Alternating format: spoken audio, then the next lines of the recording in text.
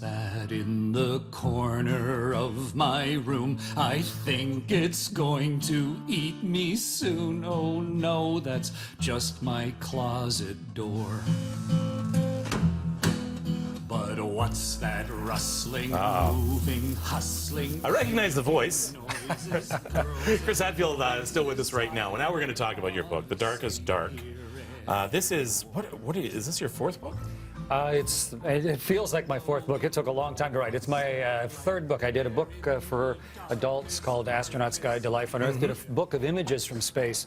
But I've spoken in so many Canadian schools over the last 25 years. I thought some of the ideas might be worth writing down. And this book is trying to talk about how it's okay to be afraid, but trying to find a way to be brave. So The Darkest Dark, it's about the story of a boy who faced his fears and went on to reach the stars.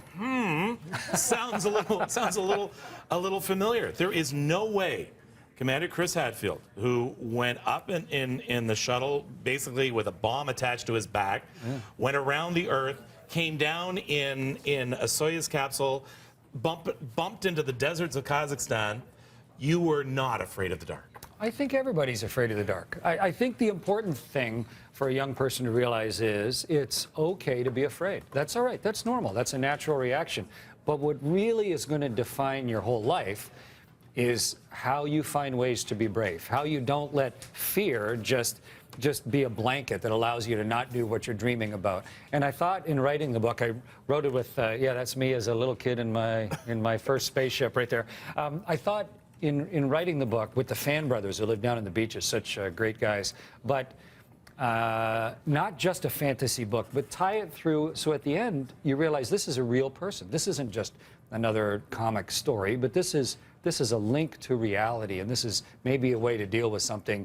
And whether you're 50 or 5, it doesn't matter. You're still facing fear and trying to find the courage to do things that are worthwhile. That could be with anyone. Now, you mentioned this is your third book. You wrote, the first two were mainly for adults. Yeah. And they were thick books, lots of words in that. Why was this the most difficult book for you to write?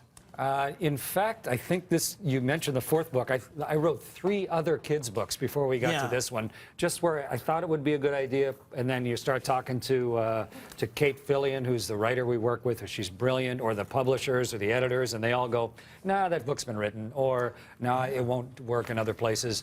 But working with the Fan brothers, we were back and forth, wrote the script, and they started doing these the artwork and with Albert the pug sitting on the bed there with us, and there's Albert. And working with those guys together, it just really told the story beautifully. But it's not an easy thing writing a children's book.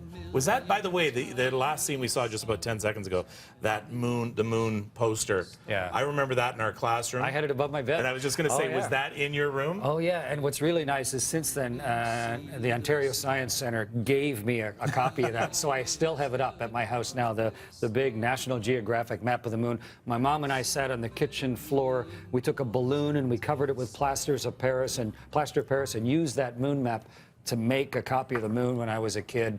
All of those things turning dreams into reality and not being too afraid to try. And that is such an important message, and by the end of this book, it's such a powerful message for kids out there. Now, you know what'd be great is if you had a copy that was actually signed to give to your kids at Christmas. You were reaching for a marker? You want me to sign it? Well, we should for somebody out there. I'll sign it right now. Just don't put it to me. Just put it to because I think this would be wonderful. We are going to make sure that we give this to somebody worthy, definitely. But also, you're going to be signing copies as well at the Indigo at Sherway. At Sherway, yeah. Tonight, Sherway Gardens, yeah. I will indeed. I think 7 o'clock we'll be starting, and the book is just, it's so nice. I've been sitting down with the children right across the country and having a chance to read the book and having their hand come out. Even my granddaughter, who's 1 year old, her fat little hand coming out to turn the pages. It's just so delightful to see something that first just existed in your imagination, that took a lot of work, to now be something real that hopefully can help inspire somebody else. I think it's such an important message. It doesn't matter what you are afraid of. Face that fear. Yeah. And, you know, one day, I mean, look at the dark that you faced I did 2 spacewalks out in the darkest dark there is, you know, and if you don't face up to your fear, you never get to see the universe that way. You're saying some adults could read this as well. I think that'd be great. Chris Hadfield, thank you so much. Thanks, as Ken. always, very busy on Twitter, very busy periscoping as well. So we so much appreciate what you do. Thanks very for much. us. All right. Thanks.